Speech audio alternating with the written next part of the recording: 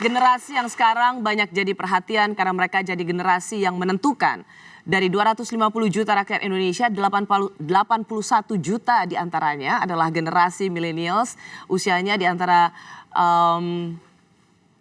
15 hingga 38 tahun yang lahir di tahun 80-an hingga 2000-an. Forum Kebangsaan Universitas Indonesia juga menghadirkan para millennials yang memiliki pengaruh dan banyak pengikut atau followers di social media. Inilah mereka.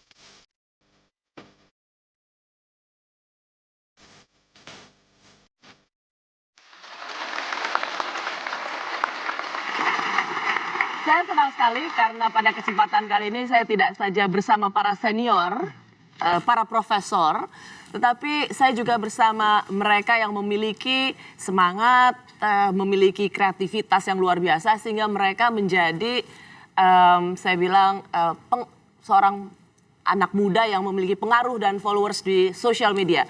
Saya perkenalkan yang paling dekat saya, siapa yang tak tahu dia, yang memiliki follower lebih dari 16 juta subscriber, 16 juta, Atta Halilintar. Asia. Orang ingin dengar kamu bilang gitu. Gimana sih cara ngomongnya? Hah? Ngomongnya gimana? Itu tergantung orangnya dan tergantung suasana. Kalau misalnya bangun tidur kan, siap. Kalau lagi di toilet, siap. Tergantung, jadi tergantung. Kalau lagi situasi. di studio bicara soal Forum Kebangsaan Universitas kita Indonesia. harus semangat. Siap. Suka-suka saya aja. Suka-suka yang punya deh ya. Pokoknya Asyap, Sorry. Atta Asyap Halilintar. Dan berikutnya, iya, ada tambahannya ada nama saya, tambahannya. Ya. Dan berikutnya saya perkenalkan juga Gustika Yusuf Hatta. Dan berikutnya adalah CEO kitabisa.com Muhammad Al-Fatih Timur. Halo Timi, terima kasih sudah datang. Dan tadi yang sudah bernyanyi untuk kita, Monita Tahalea. Terima kasih Monita, tadi sudah nyanyi dan sekarang ngobrol sama kita semua. Saya mau bicara dulu pada Atta Halilintar sebagai orang, kayaknya nomor 1 di Indonesia ya, subscriber terbanyak. Alhamdulillah, kalau menurut aku tadinya aku kejarnya nomor 1 Indonesia. Tapi ternyata penumbuhan internet di Indonesia ini sosial media sangat tinggi. Dalam per sebulan terakhir nomor 1 Asia. Nomor untuk di 1 YouTube. Asia. Untuk YouTuber personal nomor 1 Asia.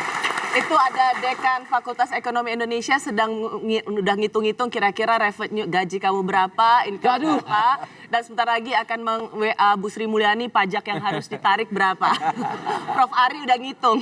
Tenang, aku orangnya taat pajak dan aku sangat aku banyak bikin video kalau anak muda bisa bayar pajak, apalagi bayar pajaknya gede berarti kita pahlawan negara. Tak, saya mau nanya tak. Kan kita hari ini bicara soal mengingat kembali tentang Indonesia. UI, Universitas Indonesia itu membuat forum kebangsaan UI. Gitu. Kan biasanya kalau seperti, benar nggak sih kalau mau banyak follower, kalau banyak yang view atau lihat, nonton konten kita di YouTube, isinya tuh receh, benar nggak? Itu sangat-sangat betul. Karena sangat-sangat betul. Jadi kalau kita mau bicara soal Indonesia, kita supaya harus bisa didengar tuh gimana? Kita harus masuknya seringan mungkin. Karena aku pernah bikin campaign ya. Kita misalnya campaignnya itu udah menarik ya, misalnya Contoh aku pernah bikin campaign sama Kita Bisa ya, aku bilang gimana caranya kita bantu orang-orang di Palu misalnya pas kena bencana. Ketika aku ngomongnya kayak bikin video, oke, ayo kita bantu Palu buat teman-teman kita di sana bla bla bla. Itu view-nya langsung sedikit. Sedikit. Tapi kalau kita ngomongnya pertamanya kita ngelawak dulu dari bangun tidur, dari mau mandi, dari di pesawat misalnya ketinggalan dulu, atau gimana lah ceritanya dibikin segedemikian rupa, view-nya langsung banyak. Langsung banyak orang yang bisa bantu. Jadi bukan berarti sesuatu yang receh atau sesuatu yang lawak itu menurut aku itu mengurangi nilai value-nya kalau menurut aku. Berarti di treatment-nya ya? Di treatment-nya, karena orang Indonesia itu kebanyakan nanti giliran ada konten receh dibilang ini receh banget sih. Maksudnya kadang-kadang dibilang nggak berpendidikan. Tapi giliran kita bikin konten berpendidikan, misalnya tentang apapun yang berpendidikan, itu view-nya 10.000 aja sulit. Giliran nggak berpendidikan, 1 jam kita udah berjuta-juta. Itu menurut aku lah, itulah masyarakat kita sukanya apapun itu dimasukin dengan ringan. Oh gitu ya? Disitulah. Itu kira-kira followermu kuliahnya di mana? Di UI?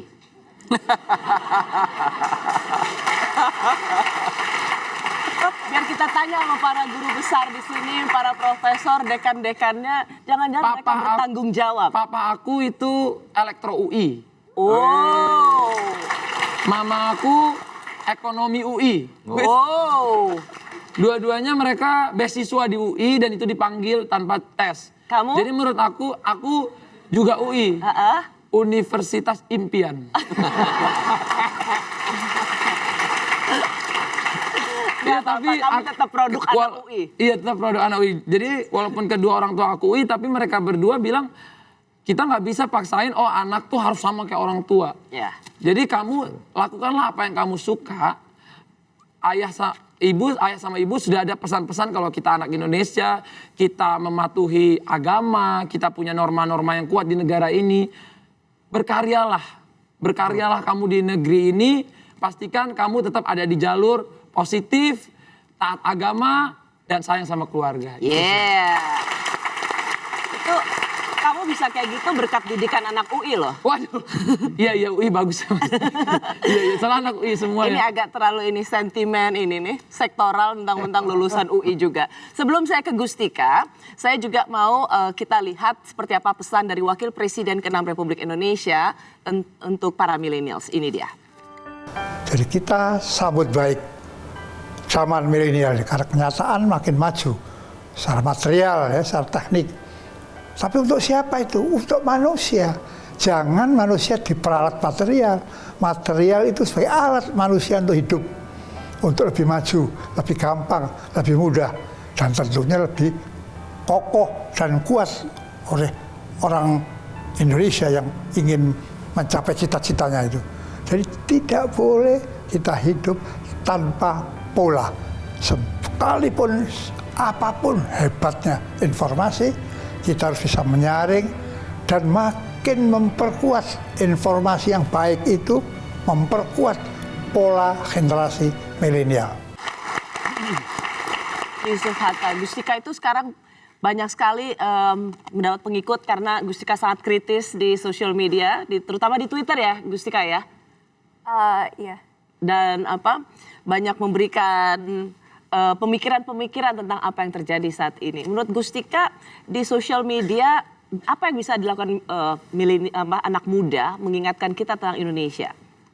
Sebetulnya banyak sih, mungkin dari Instagram ataupun Twitter bisa diingatkan nilai-nilai kebangsaan itu apa saja. Jadi mungkin bisa dibilang menerapkan pelajaran PPKN sekarang masih ada nggak sih? PPKN apa sih?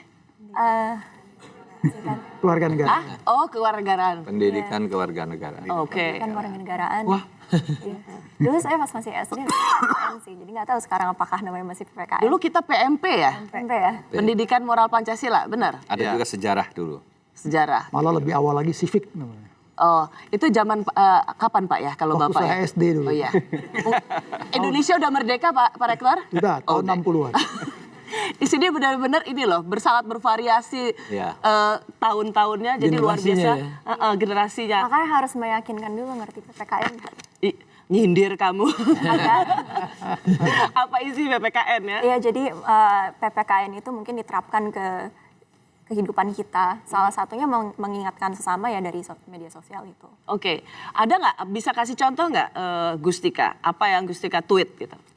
Ya mungkin ya kemarin itu saya ada di sebuah forum di mana harus membicarakan debat presiden ke-4 kalau nggak salah yang mengenai luar negeri pertahanan dan ada yang berkomentar mengenai hubungan luar negeri tapi kurang lebih dia tidak tahu misalnya politik bebas aktif itu apa. Jadi ini kan sebenarnya prinsip dasar luar negeri kita. Jadi waktu sempat agak saya nge-tweet baca, yang kamu justru seharusnya mengajak Indonesia itu bangga ya dengan posisi Indonesia di luar negeri ya. iya, dan juga memahami posisi kita tuh politik bebas aktif itu apa. Jadi jangan sekedar cuma tahu kalau foreign policy kita adalah politik bebas aktif, tapi nggak tahu isinya tuh apa, values-nya seperti apa, nilai-nilai seperti apa. Jadi itu sih. Ini untuk kitabisa.com. Ini sebelumnya saya mengucapkan terima kasih untuk kitabisa.com karena pada aksi masa tanggal 22 ya tim ya. Itu ada breaking news dari Kompas TV, ada pemilik warung yang dijarah oleh perusuh dan kemudian di kitabisa.com sama-sama menyumbangkan untuk sang pemilik warung Pak, siapa namanya saya lupa tuh. Dari dia kehilangan warungnya tapi kemudian dibantu oleh kitabisa.com. Jadi terima kasih banyak ya Timi dan kitabisa.com. Terima kasihnya ke pengguna Kita Bisa cuma Kepada mereka yang ya pengguna kitabisa.com. Jadi mereka melihat berita tapi juga kemudian tidak hanya menelan informasi itu tapi juga menumbuhkan solidaritas apa yang bisa dibantu dari orang-orang yang terkena yang mendapat persoalan dari saluran berita atau yang mereka lihat dari Kompas TV. Tim, apa sisi keindonesiaan dari kitabisa.com? Di kampung saya di Sumatera Barat kalau ada upacara adat, upacara pernikahan di desa-desa ya, itu ditanggung bersama. Ada jimpitan, ada urunan, ada udunan, ada gotong royong. Sederhananya sih itu. Dan itu jadi yang kitabisa.com itu sebenarnya yang kamu dapatkan dari nilai asli Minangkabau? Salah satunya. Yang lainnya juga waktu saya kuliah di UI, anak-anak BEM biasa kalau galang dana pakai alma mater terus keliling ke jalanan gitu panas-panasan gitu ya pakai kotak amal. Terus saya mikir gimana caranya kotak amal ini bisa bertransformasi menjadi sesuatu yang lebih transparan dan mudah gitu. Dan di luar negeri udah ada banyak crowdfunding juga gitu. Jadi gabungan antara local wisdom yang saya yakin juga hidup di masyarakat desa kita, kolektivism, komunalism, dan juga teknologi yang ada di luar negeri dan jadilah crowdfunding. Oke. Kitabisa.com. Udah berapa lama? Udah lama sekali kan ini dulu ya? Kita dari 2013, jadi ini udah hampir tahun ke-6. Tahun ke-6? Ya. Oke. Solidaritas, gotong royong. Gotong royong masyarakat Indonesia. Terima kasih. Monita, kalau Monita sebagai penyanyi, bagaimana Monita berperan untuk juga mengingatkan banyak fansmu tentang Indonesia? Kalau aku sebagai musisi pastinya terus berkarya, memajukan industri musik Indonesia, permusikan Indonesia gitu. Tapi kalau secara pribadi, aku banyak tulis lirik dari karya-karya sastra Indonesia. Oh wah sastrawan hebat. Indonesia. Siapa sastrawan favoritnya? Kalau yang terbaru Sapardi Djoko Damono, kalau Sapardi. yang seperti biasa Hairil Anwar masih nomor 1. Jadi di album kedua aku tanpa disadari mungkin biasanya aku kasih tahu pas aku lagi ada mini konser atau apa, aku akan kasih tahu inspirasi karya aku dari mana. Di album kedua aku banyak ambil dari Tiga Muak Takdir, sastrawan karya Hairil Anwar, Rifki Apin dan Asrul Sani gitu. Jadi dengan harapan waktu mereka baca liriknya, mereka pengen tahu liriknya tuh dapetnya dari mana, tentang apa, terus aku kasih tahu inspirasi dari sini. Jadi mereka bakal baca-baca lagi banyak karya-karya sastra Indonesia. Wow. Dua generasi berinteraksi dalam percakapan tentang Indonesia. Kami kembali sesaat lagi.